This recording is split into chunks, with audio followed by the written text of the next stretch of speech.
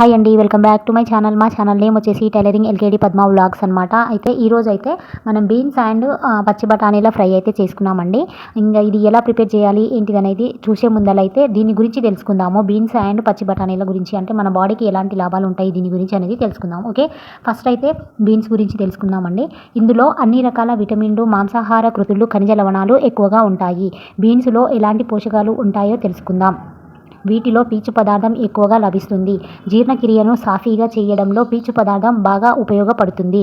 బరువు ఎక్కువ పెరిగిన వాళ్ళు దీనిని తినడం వల్ల బరువు తగ్గుతారు. బీన్స్ని తీసుకోవడం వల్ల తక్కువ తిన్నా పొట్ట నిండినట్టు ఫీలింగ్ కలుగుతుంది. ఇంకా బీన్స్లో అధిక పీచు పదార్థం ఉండటం వల్ల గుండె సమస్య రాకుండా ఉంటుంది. ఇంకా హై కొలెస్ట్రాల్, అధికంగా రక్తపోటు నియంత్రణలో ఉంటాయి. ఓకే, ఇది శరీరంలో ఖనిజాల నిర్మితానికి ఉపయోగపడుతుంది. ఓకే, ఇప్పుడైతే బఠానీల గురించి తెలుసుకుందామండి. ఓకే, బఠానీలో ప్రోటీన్, కొవ్వులు ఉండవు. పీచు పదార్థం ఎక్కువగా ఉంటుంది. బరువుని పెంచకుండా ఉంచుతుంది. గ్యాస్ని రానివ్వకుండా ఉంచుతుంది.